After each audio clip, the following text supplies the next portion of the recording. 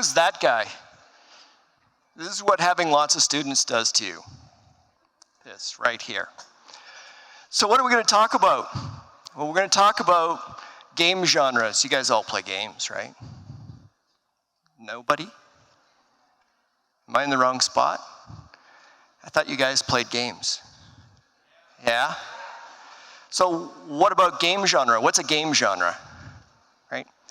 Well, Wikipedia defines a game genre as a stylistic or thematic category based on some similarities in the elements or in the way that we perceive that game. Oftentimes, those genres are about an aesthetic, a way that we can look at the different games that we play. It has one other definition that I really like too, and that definition is that any specific genre is designed to provoke an emotional response from the audience. Right? Now, for years we've been taught that film is the predominant player in terms of media, and that other forms of media are really just kind of lesser things. But with a lot of the big technical challenges having been removed from game development in the last decade or so, we're starting to see a whole lot of innovation driven specifically through games and game technology.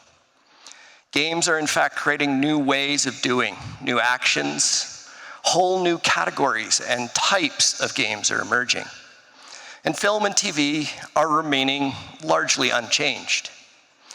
Now, I don't want to suggest here that games are superior to films. Films are great. We all love watching films. In fact, most game players and game makers are very dedicated film buffs, right?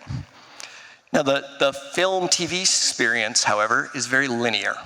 You start at one point and you end at another. And that story is designed to provoke an emotional reaction out of you.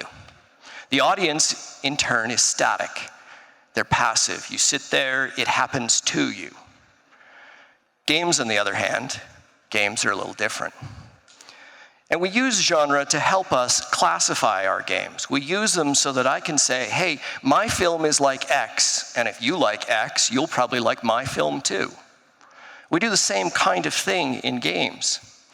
And films are a very well-known medium, but games are just gaining traction now.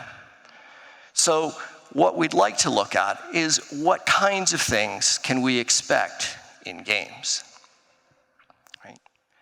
Now, one of the things I had to do when I started digging this out is recognize that I'm not usually an academic type. I'm a guy who spent a lot of years working in the industry. And so I had to do a little bit of research to dig out some of this stuff. And what I came to was that there were some really interesting notes that people had made, specifically with regard to film and film genres. They noted that there were predominantly 7 basic plot lines that fit into roughly 7 genres of film. And while we could debate which genres there are, or subgenres, or how we classify things, the general conclusion was, that's all there is. 7 genres, 7 plots. And I started thinking, wow, that's kind of limited. And when we play games, we definitely feel like we tap into that market. We tap into those plots all the time. But sometimes we do a little bit more. And when we do a little bit more, we start to try and find a way to get that emotional connection with our audience. Because largely, when we make games, that's what we're trying to do as well. We're trying to get an emotional response out of our audience. This is the part where I introduce myself, but that was done so well. I am a senior instructor, both game design and programming for games at Vancouver Film School. That's what I do now. I can tell you that most people go through 2 or 3 careers in their lifetime, and this is definitely my 3rd. My first career, I started as a programmer. I was a hardcore programmer, coder, built all sorts of interesting systems. Specifically, I spent a large number of years working in the telecom business, where we built telephone switches and all the software that you have today on your phone that figures out When you dial a number, how does it get to someone else? My team.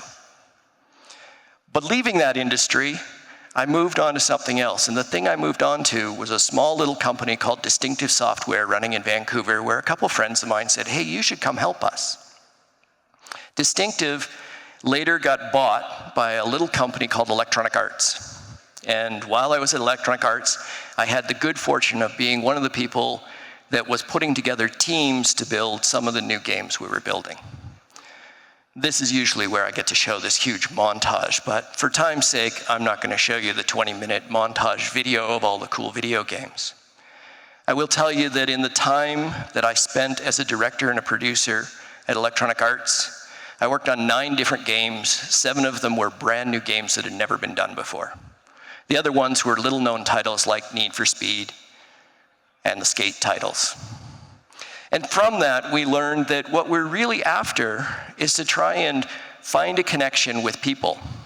And that's where we get to what I'm going to talk a little bit more about today. We're going to talk about how the industry that I work in, or worked in, has changed.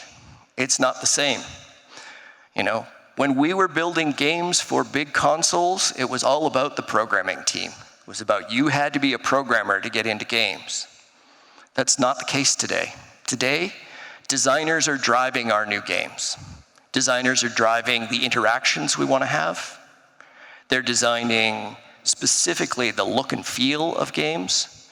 And they're designing how we emotionally connect with games. They're a place where we can express our creative ideas. And that evolution that's happening is continuing to happen all throughout our industry. You no longer need to be a real-time embedded systems programmer to make games. I'm going to explain by starting a quick look at some of the dynamic game genres that we have already uncovered. Now, that same focus is what games go for. They go for an emotional connection with your player. The difference is that a lot of times that emotional connection is about frustration, anger, challenge, and we try and channel that into the product that we're building, right? A little echoey. So games are still defining a new way of doing things, and we'll take a look at some of these genres today. This is the big long list of them, but we'll take a look at how we get through. Now, if we watch a film, and we watch a film a couple times, then we get to see different nuances, different things that the creator might have put in the film. But we do expect that the outcome will be the same. When we play a game, we're going to notice a lot of different things every time we play the game, and if we play the game 2, 3, 4 times, our expectation is that the outcome is different, and that the outcome is driven by the designer's choices and the things we're allowed to interact with. When we play games, our actions dictate the outcome or the conclusion. Now, games can largely be classified into a bunch of different genres or categories, just like film. We have shooter games or first-person games. We have platforming games. We have fighting games. We have adventure games. We have action and adventure games. Very subtle distinction there. We have role-playing games. We have that big mouthful, MMO, RPGs, or massive multiplayer, online role-playing games. We're not really good at titles. We need some designers to help with that. We have strategy games. We have real-time strategy games where players can play head-to-head live across the network. We have simulation games. We have sports games. I'm sure many of you have played puzzle games. We have dance rhythm games. We have horror games. Flip to the next one. So one of the things we notice is that we have this evolution of new game genres that are happening all the time. And of course, there's no other media where the player controls the outcome quite as much as in a game medium. Players, beyond just controlling the outcome, are sometimes also given the tools to change the game itself. And that way, games are just an objective, a set of rules or constraints, and some challenge for the player to master. Some games go a little further, though. They do provide additional tools, systems, worlds, and editors to allow players of the game to change the game itself. It's best illustrated with an example. Okay, look at this, a nice black slide. It's perfect. So let's roll back the clock to 1988, and we'll follow the success here of first-person games like Halo and Half-Life and Quake. And in the midst of that audience, a little company called Bohemia Interactive creates a super realistic military first-person shooter. Those key elements of the game were that they could create units, they could equip those units, and they could create a scenario that pit one group of units against the other. And then they built a sample fictitious scenario that everybody could play.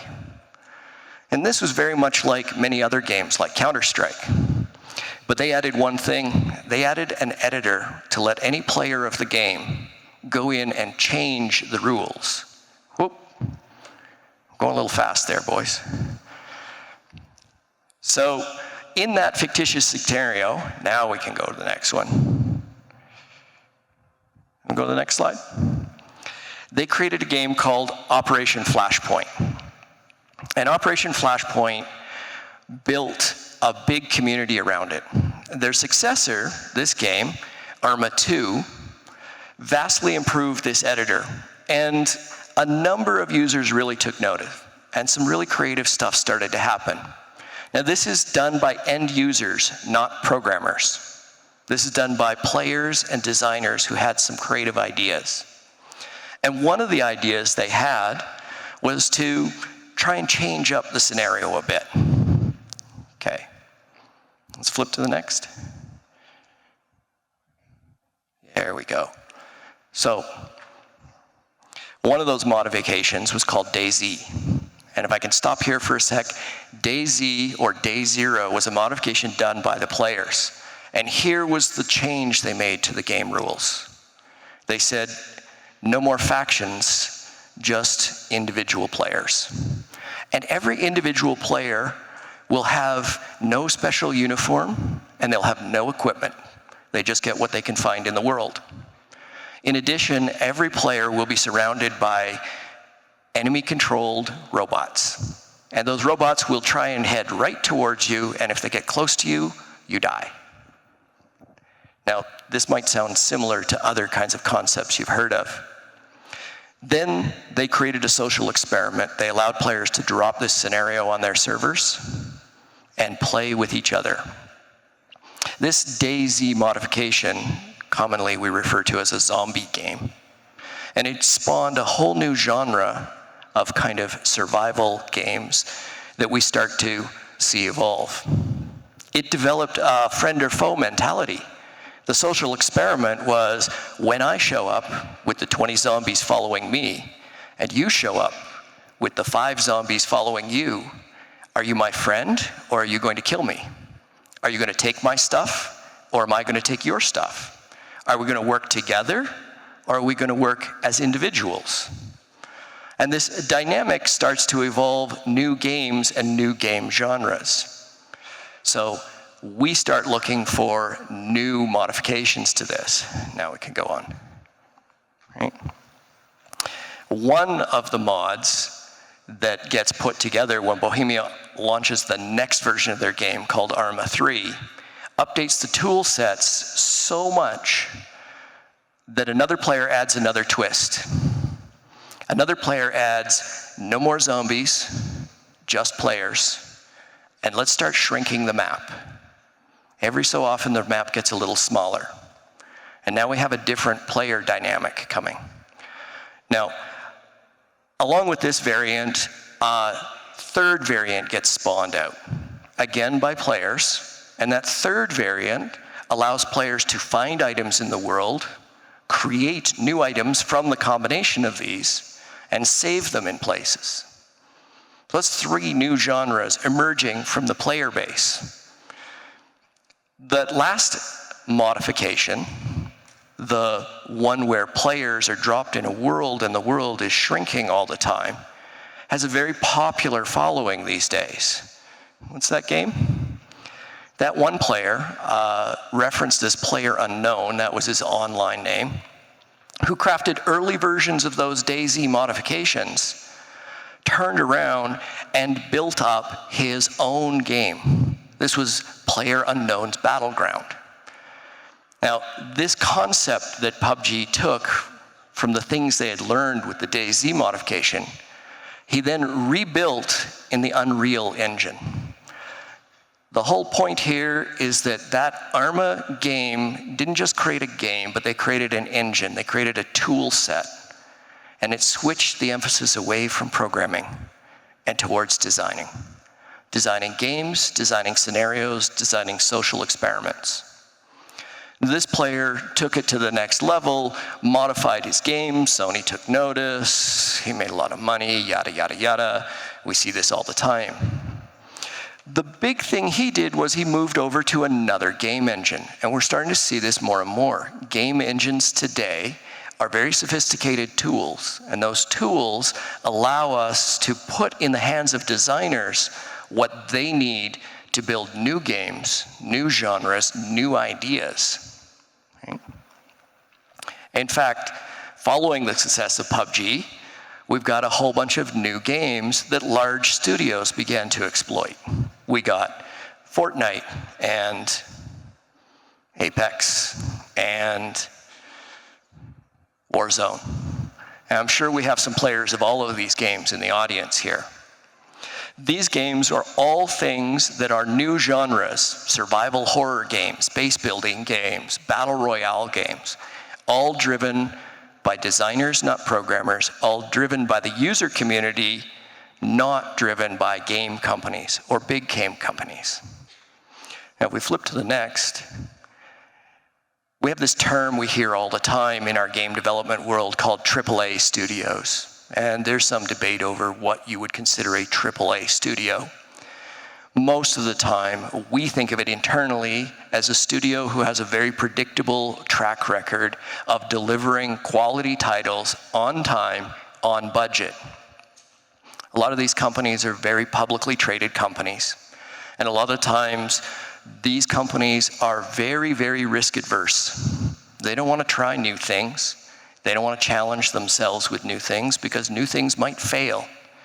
And if you blow $100 million US on a failure, that hurts. So instead, they work on modifying existing games they have. That means new ways of playing, new genres, new mechanisms aren't coming from these big companies. They're coming from small user groups. In fact, these companies have tried it and have had some interesting results recently. For instance, for those of you who play shooting games, the latest Battlefield launch was somewhat less than perfect. The game had a lot of issues, bugs, problems in it. Or Cyberpunk, which was delivered probably 6 months prematurely, mostly because as a large company, they had a lot of money invested in the game, they had a large marketing effort invested in the game, and it was very important to them to deliver their game when they said they would. Of course, the fact that they delivered the game with things like motorcycles half embedded in concrete walls, they didn't really worry about. Now, the challenge they have is doing new things because it's risky, and if they screw up something risky, it could take them a long time to recover. When we look at new games, the business behind the games that we see evolving, they're all coming from independent game designers. They're all coming from small groups. They're all coming from creative designers who are using advanced tools to not have to be real-time embedded systems programmers. We still have to deal with the marketing problems. We still have to deal with the fact that there's 10,000 apps in the App Store and you don't get noticed. But modern engines let them express new ideas in new ways. Even publishers recognize that there are risks that they just can't take. So small independent groups make modifications and use engines to make their own. We'll talk about new games like The Isle, and I'm going to come back to this one. The Isle is a survival game where you're a dinosaur. Or The Long Dark. 3 ex-Relic employees had an idea for a game, and they didn't want to live in Vancouver with its high cost of living. So they moved back to their hometown in small-town British Columbia, and for 3 years they toiled away on The Long Dark. The Long Dark is a survival game where you're set alone in the Canadian wilderness. There are no monsters, there are no zombies, there's nothing horrible or bad there. It's just you. Of course, the fact that it launched in 2019 was kind of helpful. I believe they made close to $50 million in the first year between those 3. Firewatch, another example where we have a purely narrative game. You dictate the narrative, there are multiple outcomes from the story, but most of what you're doing is talking on a radio and listening to an audio track that changes depending on your choices in the game. Or even this last one. Now this is Death Stranding, and if anybody's played Death Stranding, anyone? Yeah?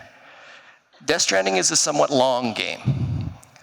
And to put in perspective, the game keeps track of how long it took you. It took me 87 hours to play the game. Obviously, we don't do this in one sitting. But I can just try and imagine, from my perspective, some designer walking into a room and saying, I want to spend $100 million of your money on a game. And getting asked, what's the game about? He says, well, you're going to be a really cool character. You're going to put on a backpack, and you're going to take stuff from one place to another. That's it. I'm like, really? There's no evil genius, there's no enemies, there's no zombies. No. You just get bigger and bigger backpacks. I want $100 million to do this, please. Okay. What else is there? Well, eventually you'll get a car. What do I do with the car? You take big packages from one place to another place. Okay. So how do they get this game built? And what this game started to represent. Now, this game was built largely because the guy pitching it had a terrific track record of doing great games. The other part is that it was something new. It was something that a prototype was done independently that tried to pitch the idea. And this Death Stranding initiated a whole series of games we now call walking simulations, where you get to just explore really cool worlds without having to worry about some ultra-skilled 16-year-old popping out of the corner and shooting you in the side of the head because they thought that was fun. Next slide. So these tools, they enable us to do much more than just kind of a traditional game, and they're still evolving, and they're still adapting, and they're still growing.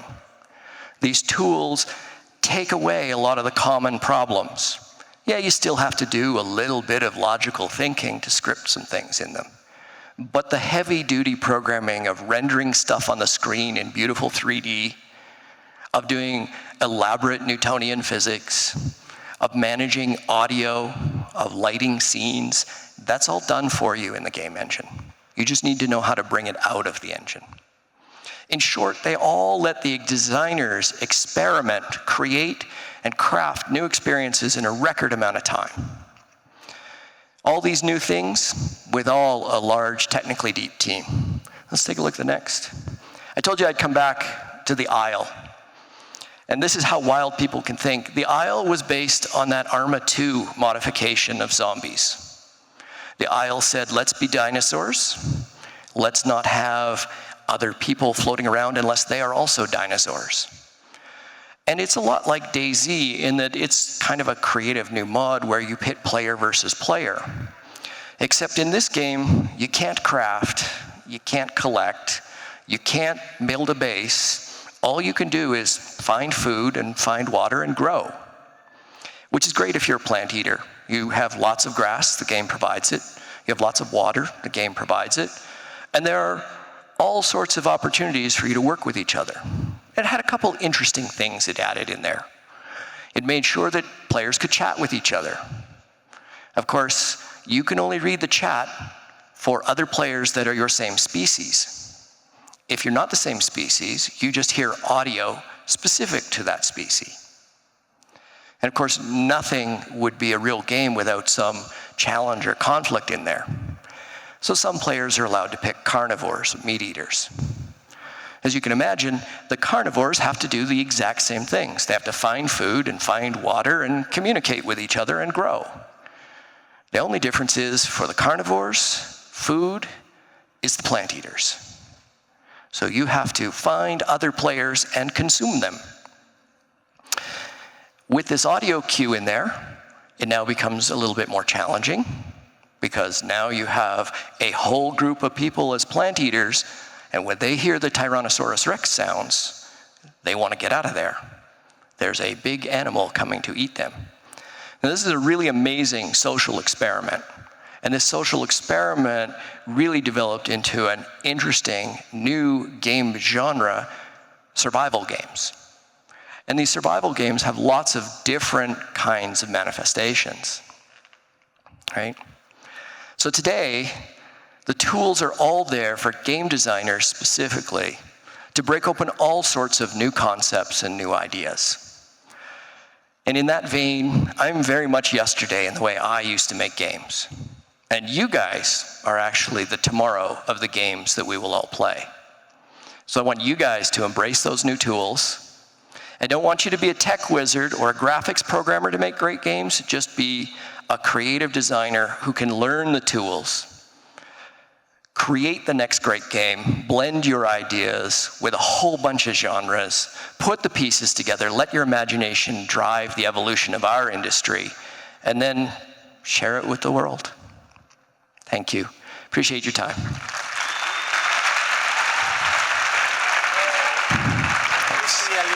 All right.